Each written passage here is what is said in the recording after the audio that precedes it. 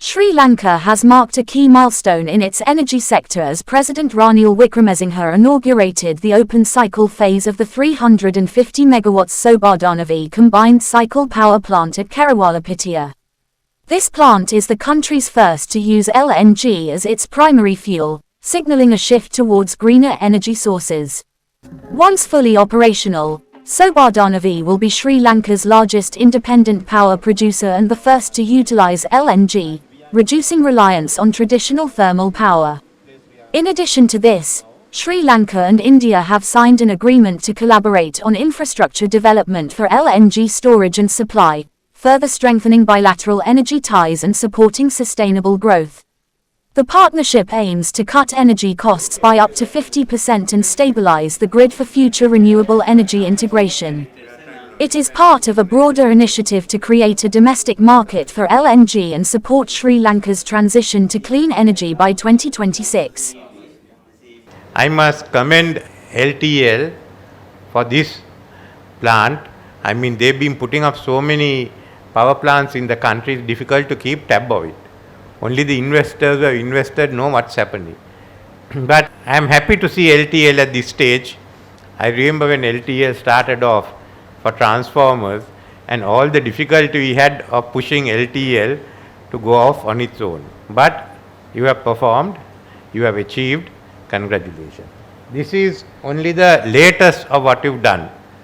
And I have no doubt that you will, as I discussed with you, plan for more, both here in Sri Lanka for our need and also in other places. Renewable energy is the need. We all have to meet the climate change deadline, 2050. Therefore, we have to perform, and the more you specialize in renewable energy, the better the chances of going out both in this continent and the African continent. Your plant here, which is 350 megawatts, the Sobadhanavi, is one of the needed power stations for Sri Lanka.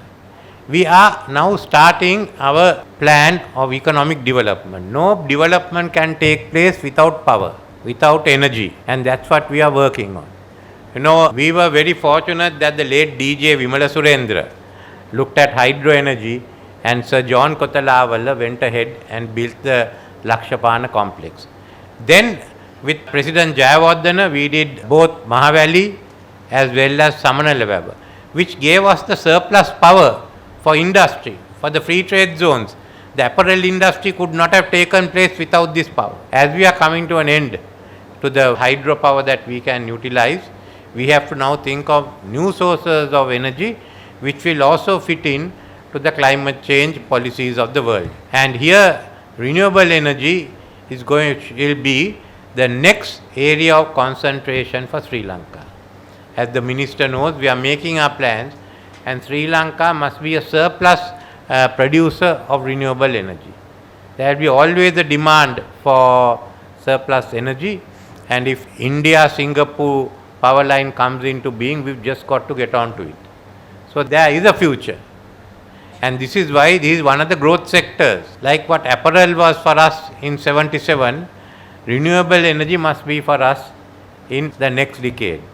So in the government plans have certainly made provision for the expansion of renewable energy. Let's maximize what we have. Next is green hydrogen, which we are looking at, which still is in the formative stages of development elsewhere. But Australia is doing a big amount of work. to be a green energy superpower, but we have about 50 gigawatts of energy. And these have to be utilized. We can't allow people to come and try and prevent this being used.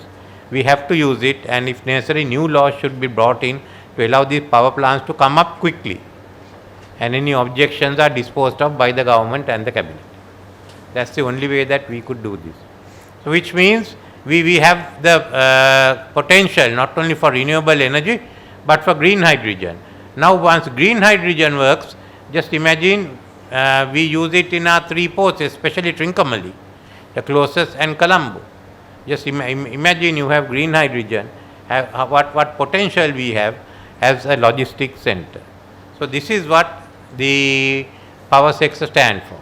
It's not only power, but technology is the way out for most of us. As we originally thought, manufacturing by itself was not enough for us. But if we use technology in all the fields, and next comes, how do we run this?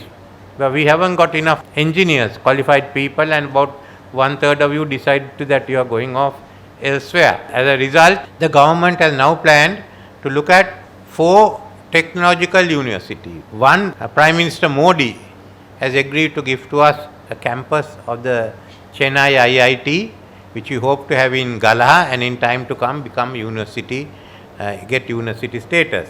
Then 3 technology universities we will start together with the KDU also. The first one is in Kurunagala, second one would be in Sitavaka, Visavella, and third one somewhere in Siena Korale, where we have found, we are looking at the alternate places available. So those 4 plus expanded facilities in Peradeniya, Moratuwa, and the other universities will mean that we are ready for this. And it's not merely on technology, we are also be putting in more and more money on AI. The AI policy is out, and the technology development bill will also be gazetted one of these days. So we have to focus on technology. We have to focus on the green economy. We have to focus on the digital economy, and then Sri Lanka is ready for a takeoff. For more latest news, subscribe to FTTV.